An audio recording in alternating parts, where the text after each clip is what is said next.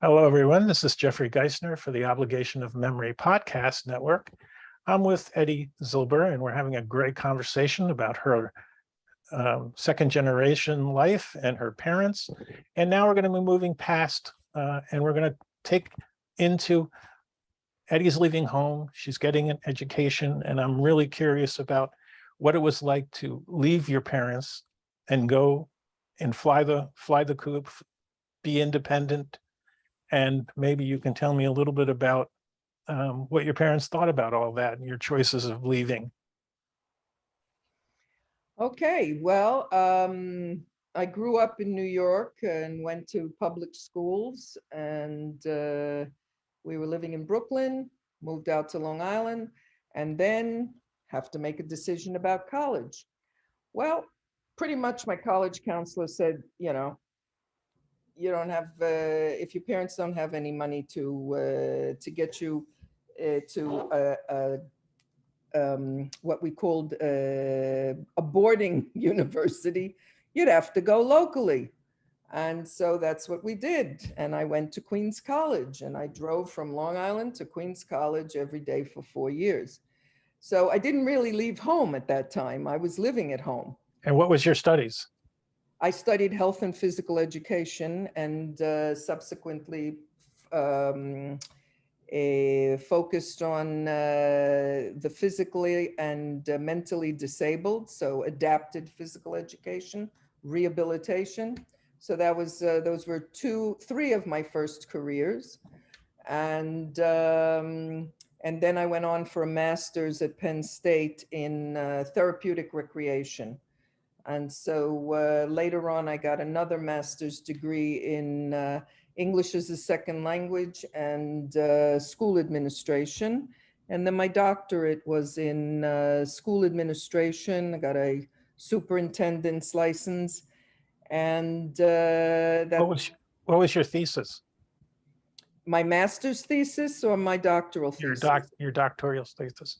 My doctoral thesis was something that I eventually published in a book, all about the children who are taken around the world with their parents for their parents' work.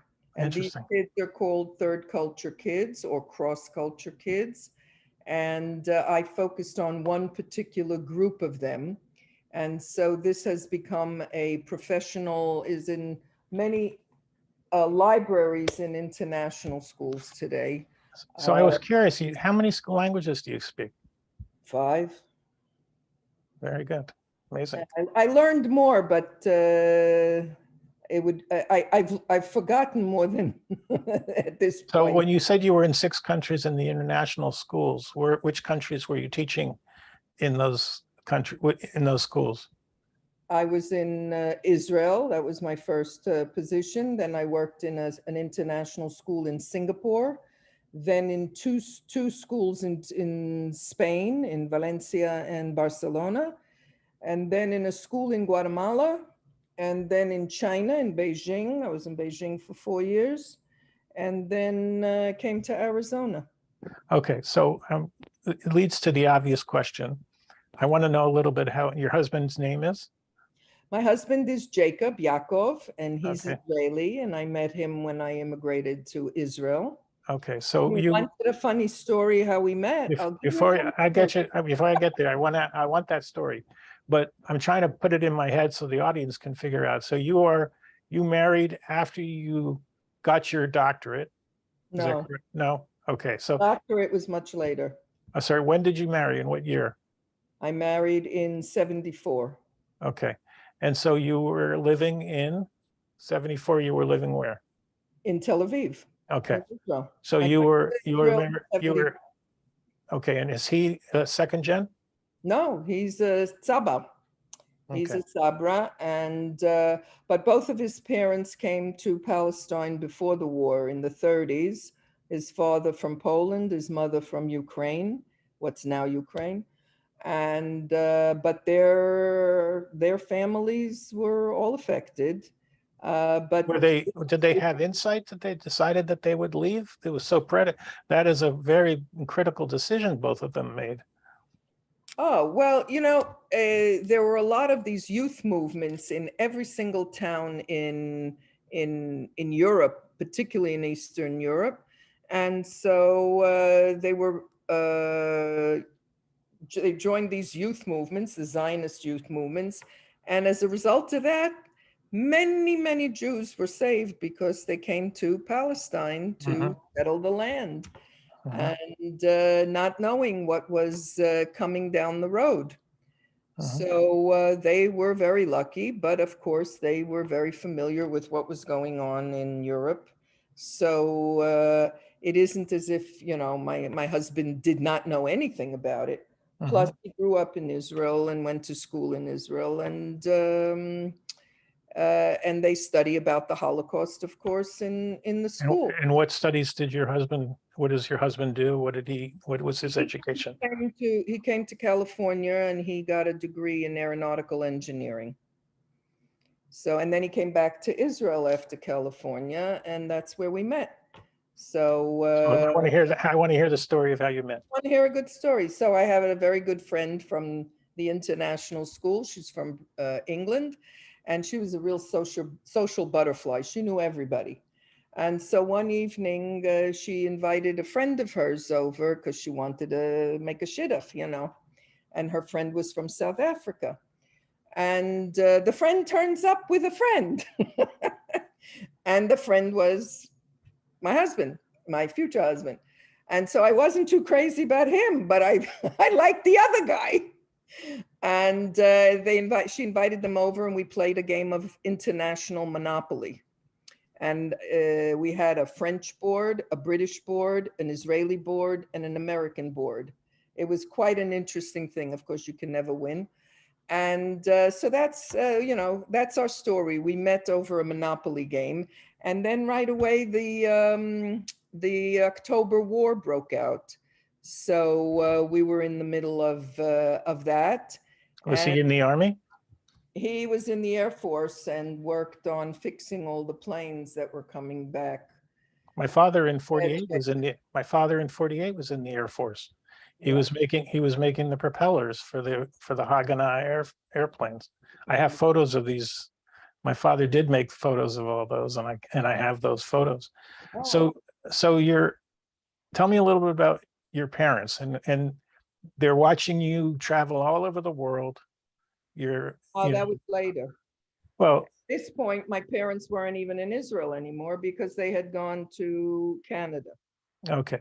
And so what are they saying about your career, your education? Give me a sense of, were you living up to their expectation? Oh yeah, they were very, very proud. So of course, the joke in the family, when I got my doctorate, fortunately, my mother was still alive and she came to the graduation ceremony. And I basically said, yeah, Ma, I know you wanted a doctor in the family. Maybe it wasn't exactly this kind of doctor, but you got a doctor now. So good. That's our joke in the family. No, my mother was extremely proud of all three of us. And so Jacob is, if he was there sitting next to you, what would he say life was like living with a second generation Holocaust survivor? I don't think that that it played that great a role in his life, except for the fact that he is much more aware of the Holocaust. And specifically, since I wrote the book, he's read the book and he knows the story. He knew my parents, and so he loved them very, very much, and he heard their stories as well. And so I think that the biggest, I also do cross-cultural training. I'm a cross-cultural trainer. And so what's the definition of cross-cultural training? Training people who come in contact with other cultures for better outcomes. So whether it is for organizations, for cross-cultural marriages, for students in the school, for teachers and students. And so I do this kind of training, particularly in international schools. Still? Yeah, I'm I thought doing. you said you were to retire. I'll never retire. And so if I had to analyze it from that perspective, from that professional perspective, there is more difference between us for other reasons. And the other reasons is we're in a cross-cultural marriage. He's Israeli. He grew up in Israel. I grew up in America. All right. And of course, my mother would say, and he's a Polak and we're Litvaks. So that's a cross-cultural marriage. And then the big thing, which people don't realize, growing up in Israel, you are growing up as part of the majority. Growing up anywhere else in the world, you are always part of the minority. Mhm. And minorities think differently than majorities. And that's a big difference between the two of us. Because certain things that I see as, you know, I know Iris Felsen is a very well-known clinical psychologist who specializes in survivors as well as 2Gs and 3Gs. She calls us the canary in the coal mine because we sense things that other people don't necessarily sense in the environment. Dangers, concerns. So I think that is part of also the play between him and I, in that he sees things from his majority lens, and I'm always looking at things from the minority lens. You know, be careful, don't make a fuss. You know, this type of thing that all minorities, and this is something that I've worked with my entire career. Many minorities, and I've learned that most minorities behave the same way. So it's a very interesting thing. So even, you know, with local politics and things, our conversations, a lot of it has to do with the way he sees the world and the way I see the world. And that's culture. So what did, you know, I could tell you from my perspective, and I if you want, how I manifested my trauma, even though my parents never spoke. But how did you manifest trauma? Because you indicate that you now research and spend a lot of time thinking about intergenerational survivor trauma. So how do you manifest your trauma, and how does it come out? I don't think that my trauma comes out. It's the way I make decisions. It's this, for example, this constant vigilance, always vigilant, always looking to see, okay, what's the next step? Is this going to lead to something bad? And I believe that I could trace that back to our history. Always having my paperwork in order and ready. It's the refugee mentality. If God forbid I have my passport should never expire, ever. It should always be updated. Every single document that I have is ready to go. Anything physical? Physical meaning what? So for instance, my situation, ever since the 5th grade, I had nightmares. Oh yeah. And it's can go all the way back to the 5th grade when the teacher separated the good kids from the bad kids and put the good kids in the front and the bad kids in the back. And I didn't know why I was selected to go in the back. You were And bad. yeah, but you know, what does a 5th grader know is good or bad? I don't know. And I couldn't go to school. I refused to go to school. I cried. My mom, we only had a block to walk to the elementary school, but I was kicking and screaming and my sneakers were rubbing against the sidewalk until my mother, and it went for almost for months that I can remember. That was the very first incident. And then it eventually turned into the same Holocaust dream every single time, because my career has always been in technology startups. And I've been usually the key player to either the CEO or the head guy. And whenever the business would go rocky, I would always have the same dream. I'd be in a Gestapo headquarters with a heavy hot light, and I was sweating bullets being interrogated. So much so that like in the middle of the night, I'd have to get up and take a shower. That's how soaked I was. And that recurring dream happened for my whole career. So let's say I'm 60, I just turned 64. I retired at 58. And before that, from 58 all the way back to 5th grade, I had similar nightmares. Yeah. Yeah. Listen, that could definitely be the fact that you're dreaming about the Gestapo. I'm not going to analyze your dreams, but I definitely had dreams of being chased and being beaten, or coming and flying in on my horse and saving my family, you know, all of those kind of dreams. And so there's always that in the back of your mind. So Why don't you have danger? you have expertise in this area. So counsel me, or No, counsel I'm not yourself, going to counsel you here. or counsel yourself as to what do you believe is the tie between something that your parents had. Because for me, my parents never spoke. It was verboten. I mean, absolutely not. And to make my point even clear, my sister was 4 years older than I am, and my mom passed away in 2011, and she was 83. And in 2008, my sister absolutely wanted my parents to tell the story because they refused up to that point. So she sat both of my parents down separately. She took out a tape recorder and she recorded my parents' stories. She then put it down in a computer. She then sent me the file in 2008, but because I was so traumatized that I couldn't open the file. And just to tell you, I've never up till 2020, I never watched a Holocaust movie. I never could go to any memorial service. I could never watch Hogan's Heroes. I could never read a Holocaust book. Nothing. Shut down completely. And my world changed in 2020. Obviously, you know what I'm doing now. It's like completely like a fire hose that I have changed from zero to not. But what was amazing when I finally opened that story from my mom in 2020, there was no discussion from her from 1943 to 1946. Completely empty.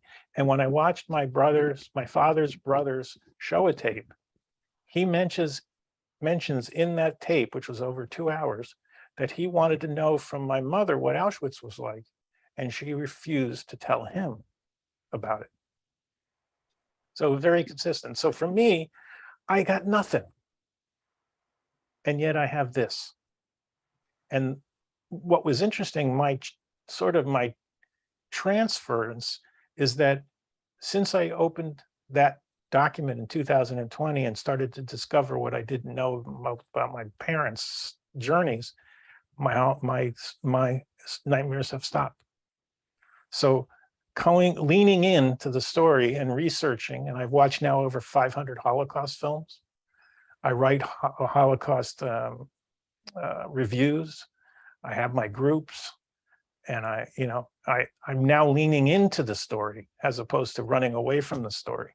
And now now, thank God, I haven't had any kind of nightmare. And when we've gone through COVID, in fact, I use what I know to help me get through COVID. I'm saying, like, hey, if my parents can get through what they went through, what the hell? I'm ordering from I'm ordering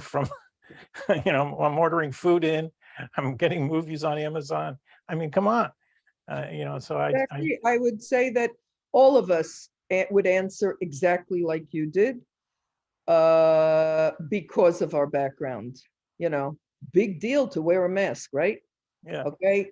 And this COVID thing, sure, you're concerned about your health, but you say this, I always called it luxury lockdown. And that's exactly what it was.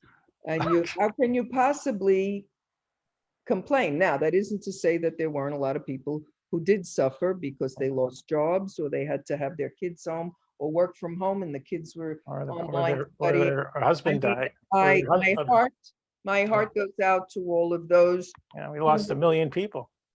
Exactly. So, but for me, my life, I never complained, not one nanosecond of complaint. And that is directly related to the Holocaust. And that's all I could think of the whole time. What do I have to complain about? I Yeah. have food, I have a roof over my head, I'm safe, and so I won't go out. I'm So ordering from Amazon, I'm buying from Instacart. that's it. So, I think that's one of the things that I've learned from my parents, particularly my mother, is this independence. She forced us, the three of us, to be completely independent from a very young age. I mean, I was traveling on the New York City subways and buses from the age of 7. Hmm. And to be resilient. No matter what life gives you, you bounce back, period. The alternative is unthinkable. That's the bottom line. Yeah. And that, I think, has held us all in good stead. Um, my mother always used to say, what doesn't kill you makes you strong. And I always thought, oh, pearls of wisdom. Turns out Nietzsche said that before her, but never mind, I credit my mother. Very good. So before we close out this session, I wanted to know a little bit about your children. What are they doing? And what if they were here, what memories would they remember about your parents? Okay, I have 3 kids, 2 are twins, and my oldest son, his career, he's in hotel management. He works for Hyatt Resorts, and as of today, he just moved to Mexico. Wow. The twins, one lives in Tel Aviv. He is a journalist, and I encourage you to read his work and his podcasts. He is very, very knowledgeable and well respected in his field. And What is he writing about? all about the Middle East, Israel, Palestinians, Iran. That's his wheelhouse. And my daughter is an entrepreneur, and she's a COO of another company, and she lives in New York, and she has 2 kids, and my other son has 1 kid. So what are their ages? The babies, my granddaughter in Mexico is 10, and my little ones are 6 and 4. And how old are your children? My children, Yeah. 40 and 47. Good. And so what would they say about their grandparents? They adore them. Well, the little ones didn't really know my father, but Right. my older son did know my father, and he did know my mother. But again, we were not living in the same country for most of their lives. So only for sporadic periods of time were they actually in the same country. And with my father, they were never living in the same country. It was only through visits that they met my parents. And after my father died, my mother came back to Israel, so we had some time together there, and then we went overseas again. So, And what would your children say about you and your husband what would my kids say about me and my husband? as it relates to trauma, as it relates to being a helicopter parent? I'm a helicopter parent. You're not? No, I push my kids to be independent also. Okay, so Just like that my comes from your mother. Absolutely. You have to be independent. You have to stand on your own 2 feet. You shouldn't be afraid. And even if you are afraid, you swallow your fear and you move on. Do they come to you as a confidant? Yes. Same with your husband? Yeah. Or is it different? Do you have different roles as far as when they come to mom or when they come to dad? It depends what they want to ask, but very often they come to me for advice. My journalist son speaks to my husband a lot about Israel and the situation, because my husband is very, very up on current events in Israel and of course Israeli history. So he would, confer with him. And so no, we're very, very close. And how about raising the kids? How about them? They're raising their children. How are they coming to you and asking you or your husband about their thoughts about great child rearing? Yes, yes. It's funny you should mention it because we just spent a month in New York with the little ones, and that was a focus of discussion. And of course, I'm an expert on international schools and raising children internationally. So my oldest son's family, who has been moving, they've been moving around the world. I'm always involved in the conversations about the schools to choose and how to establish these transition periods for the kids. And yeah, I'm blessed. What can I tell you? I've got a very, very good relationship with my kids, my grandkids, and my husband. Very nice. And this was a great way to bring this segment to a close. And so I'm Jeffrey Giesener for the Obligations of Memory podcast. We're having a fun series of interviews with Ettie Zilber, who is going to be discussing in the next couple episodes her terrific book, but in a little different way. We're not going to give you the spoilers, but we're going to talk about it in depth. So see you on the other side. Well, come on back.